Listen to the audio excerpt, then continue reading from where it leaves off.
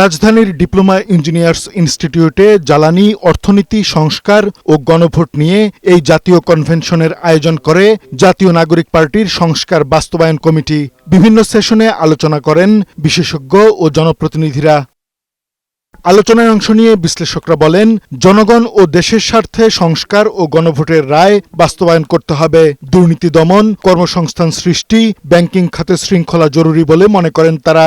এসব কার্যক্রম বাস্তবায়নে এনসিপির নেতাকর্মীদের ভূমিকা রাখার তাগিদ দেন বক্তারা। এই সরকারকে কেমন করে এই জুলাই সনদটাকে অ্যাকসেপ্ট করাবো, এই গণভোটটাকে কি করে অ্যাকসেপ্ট করাবো।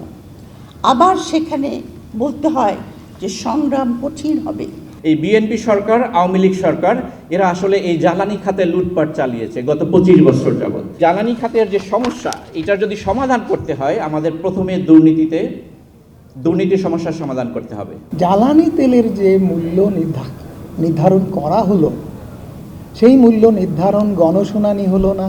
এ সময় এনসিপির নেতারা অভিযোগ করেন, ক্ষমতা দীর্ঘস্থায়ী করতেই বিএনপি সংস্কার চায় না। যে ধরনের সংস্কারে আমরা রাজি হয়েছিলাম, পুরো বাংলাদেশ রাজি হয়েছিল, সম্মত হয়েছিল নির্বাচনের আগে, সেই সংস্কারগুলো আর বিএনপি করবে না।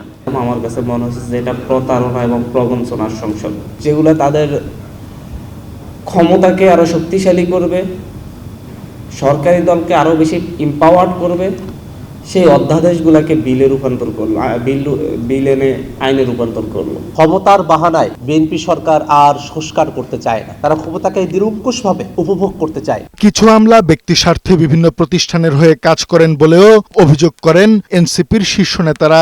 আমলাদের মধ্যে অনেকেই, সব আমলা না, আমলাদের মধ্যে অনেকেই যে এলএনজির সাথে রিলেটেড, সে গভর্নমেন্টকে পুশ করার চেষ্টা করে এলএনজি কিভাবে আমাদের দেশে এনার্জি সংকট নিরসনে সহায়তা করবে। কারণ এলএনজি কোম্পানিগুলো তারা ইম্পোর্ট করে, মানে ইনভেস্ট করে, এবং দেখা যায় রিটায়ারমেন্টের পরে দেখা যায় ওই আমলা ওই এলএনজি কোম্পানির কোনো একটা অ্যাডভাইজরি চাকরি বাকরি করে বা কোনো একটা পোস্টে যায়। গভর্নমেন্টের অনেক আমলারা বিভিন্ন কোম্পানির এজেন্ট হিসেবে এখানে পারপাস সার্ভ করে। ক্ষমতায় টিকে থাকার জন্য কোনো ঠিকাদারকে যেন কোনো ধরনের ক্যাপাসিটি চার্জ দিতে না হয়, বাংলাদেশে যেন পাচার নামক লুটপাট আর না হয়। এখানে আসলে ৭২-এর সংবিধানের এই যে ধারাবাহিকতার নামে এখানে আওয়ামী লীগের যে আদর্শ, আওয়ামী লীগের যে রাজনীতি, সেই রাজনীতিকে পুনঃপ্রতিষ্ঠা করা বা বারবার ফিরে আসার একটা দরজা সবসময় খোলা রাখা হচ্ছে, এবং বিএনপি এবার বুঝে হোক না বুঝে হোক এই কাজটা করছে। ফলে এই কারণে আমরা বলেছি যে কোনো একটা টেকসই সংস্কার, একটা নতুন যাত্রা করার জন্য আমাদের সাংবিধানিক সংস্কার পরিষদ লাগবে। কনভেনশনে বক্তব্য রাখেন অন্যান্য দলের নেতারাও। বলেন, জন আকাঙ্ক্ষার রাষ্ট্র বিনির্মাণে যার যার অবস্থান থেকে কাজ করতে হবে। দলীয় লোকেরা যেন নিয়োগ না হয়, নিরপেক্ষ নিয়োগ হয়, সেজন্য পাবলিক সার্ভিস কমিশনে, ইভেন জুডিশিয়ারিতে চিফ জাস্টিস নিয়োগ, সুপ্রিম কোর্টের বিচারপতি নিয়োগ, এই সব ক্ষেত্রে সংস্কার কমিশনে বলা হয়েছে। মন্ত্রীরা বলছেন যে আমার তেলের সংকট নাই, তো লাইনটা আসছে কোত্থেকে? কাজী ফরিদ আহমদ, বৈশাখী সংবাদ, ঢাকা।